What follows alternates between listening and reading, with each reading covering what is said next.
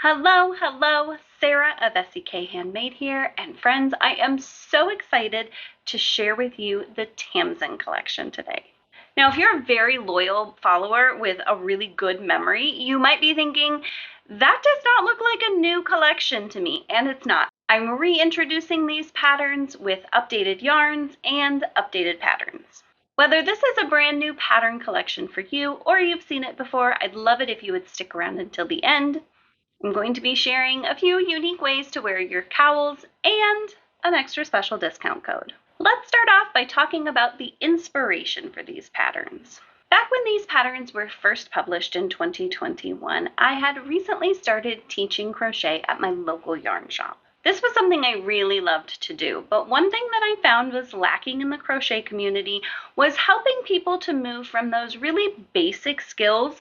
Lots of people were teaching you how to single crochet. But moving then into more intermediate skills, there was a gap there. You either had people teaching you really simple stuff, or you were just supposed to know how to do some of the more complex things. The natural teacher that I am, I immediately wanted to help people who were just starting out learn those more intermediate skills with detailed tutorials and a step-by-step process to master those techniques so that they could grow really confidently in their craft. I had spent a lot of time when I first started out struggling to gain those skills and learn those things that could help me work more intricate and texture-filled patterns. I didn't want anybody else to face that struggle. I wanted to be your teacher to help guide you through that. And that's how my tiered pattern system was born. It always has started off with a cozy. The reason I love a cup cozy is it doesn't take a lot of yarn. It works up pretty quickly. And it's a small enough project that even if your skills improve throughout the project, which often they do, you could frog the whole project without feeling like you'd invested a bunch of time and energy. Start over again with your mastered skills and come up with a really perfect project. Then I was going to move you on to tier 2, where we were going to tackle a larger project that adds in some more intermediate stitches, but the whole way I was going to have tutorials to guide you along. The tier 3 patterns were then going to be a hat. In those hats, we were going to work on some shaping of those new and different stitches. And then you'd have a set, a hat, and a cowl that you could wear, stay cozy, and use all 3 of those patterns to really master a new stitcher technique. Since I started my tiered pattern system, I also have added in a bag, which is a tier 1 project, because again, they're easy to make up. They're froggable if you get to the end and are like, oh, I am much better at this than I was at the beginning. And the other thing that I love about the bags is that they are so handy and really giftable. You'll notice that currently the bag is missing in this collection, but it will be coming soon. And little tip, if you buy the bundle now, you'll just get the bag pattern free when it becomes available. When I first started making my tiered pattern collections, I was really looking for stitches that would be an easy step up for beginner. As I was browsing for stitches, I came across the popcorn stitch. This stitch is perfect if you only know the basics and you're ready to move on to something else, because popcorn stitches are simply made up of single crochets. So with my stitch chosen, I dove into creating the 3 tiered patterns. We start off with the coffee cozy. This is worked flat, so if you've never worked in the round, it's an excellent place to start. You can see there's a seam up the back, but then this fun little popcorn stitch motif. Once you practice this, you'll be ready to move on to the cowl. The tier 2 pattern is, of course, a cowl. Here we're going to be working in turned round, so if you've never worked in the round, now you've mastered the popcorn stitch, so you'll be ready to add that extra little bit of challenge working in the round in this really fun geometric popcorn stitch pattern. The cowl comes with both a ribbed and a non-ribbed version. I have one of each, and I love them both equally. I live where it gets really cold, so I always want a hat to go along with my cowls. And rather than going with an all-over popcorn stitch pattern like I did with the cowl, I went for a really classic section of popcorn stitch here. With the hat pattern, not only are you adding decreases to shape the top, but you're also adding some post stitches, which you can totally do. For this hat, there is a brimmed and brimless version depending on your preference. If you got the original pattern and you're like, hold up, Sarah, there was a kid's version of that. Never fear, I've pulled out the child's version. I'm not remaking that one. Children isn't really where I specialize, and I don't have little people to model them for me anymore. So that pattern will remain the same and will still be a part of your purchase, but in a separate document. All right, let's talk about this gorgeous yarn. Real quick before we dive into the details about this yarn, I want to tell you a little story about my journey. Back when I originally designed this pattern, I used yarn from a large company.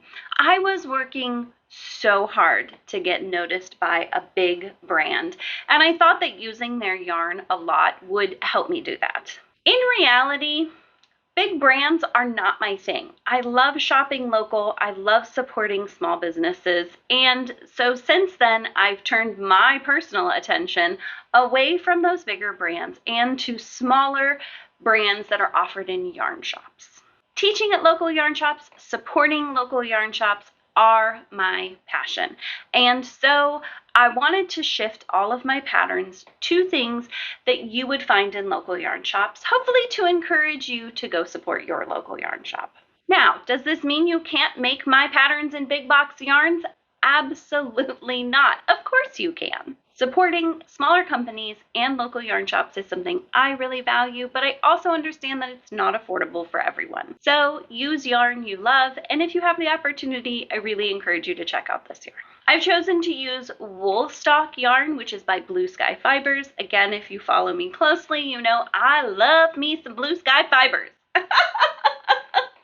Blue Sky Fibers is a small company actually headquartered in Minneapolis, which is like just a hop, skip, and a jump away from me. I have worked with them for several years. I love the company, I love the people, and I love their focus on sustainably sourced yarns. Their wool stock yarn is their worsted weight yarn. I would say it definitely leans a lot more lighter worsted weight. So you may find that you could use a DK weight yarn for these patterns too. Wool stock is 100% fine Highland wool.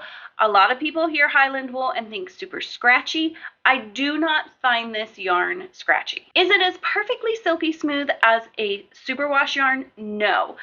But non-superwash yarns are more sustainable, which is one of the tenets of their company. I think they're a little bit warmer and they're still totally wearable. Wool stock comes in 50 gram skeins and there are 123 yards per 50 grams. So doing the math to 100 grams, that equals out to 246 yards, which again, I would say sits more a little towards the DK side of things.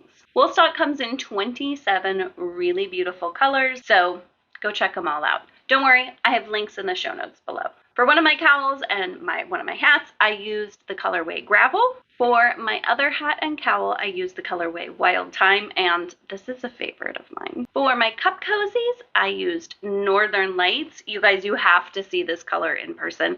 It has such a depth of color, and depending on what you put it next to, depends on what color in this stands out more. My blue cup cozy here is in the colorway Morning Frost. All right, let's talk hooks. For my cup cozies, I wanted a nice, tight, dense fabric so that it would protect your hands while you were using it on your coffee cup. So for your cup cozies, you're going to need a US H8 5mm hook. For the cowls and the hats, I wanted something that was a little more drapey and have a little more stretch to it.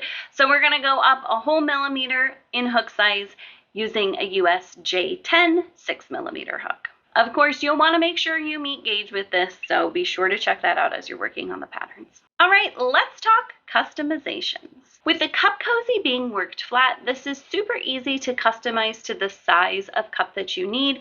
You're just going to want to add some rows here at the beginning and the end to expand the size, or leave a few of them out to make your cup cozy a little smaller. The cowl is totally customizable to whatever size you want it to be.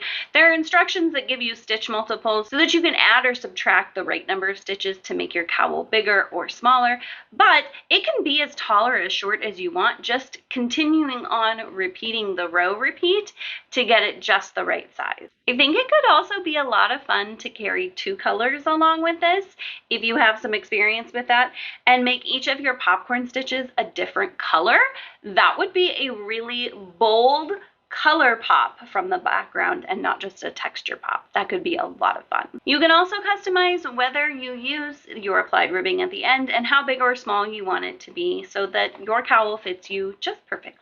Because of the shaping and the motif repeating down the front of this, the hat is a little more challenging to customize. However, there are tips and tricks within the pattern to help you make this just the right size for you. And remember, if you make a hat with a brim on it, you can make the brim as long or as short as you want to, and that would be a good way to customize the depth of the hat a little bit so that it fits you just the way you want it to. All right, let's talk how to style your cowl. Cowls are simple rectangles, and that's one of the things I love about them because they're so easy to just throw on and wear. You can just take your cowl and throw it over your head and stand it up, and it's going to keep you nice and warm. I really like this when it starts to get cold in the winter because I can pull my hat all the way down over my ears and then take my cowl and pull it up so that it covers me up, and then I just have this little space between my forehead. I suppose that space would be called my eyeballs. I just have my eyeballs showing. I usually tend to not wear cowls only as an outer accessory, but also inside. I just think it's a fun way to add a unique handmade element to your outfit, and it keeps you cozy if you're in somewhere that's a little chilly. To do that, what I might do is then fold down my cowl a little bit so that it's away from my neck, and that way I can still wear it inside but not feel like it's keeping me quite as toasty. I also love adding a shawl cuff to my cowls. This just brings the cowl in at one spot, adds a little interest, and can also help bring it down a little bit and away from your neck. You can either wear that shawl cuff off to the side for a little asymmetrical action or bring it right down to the front.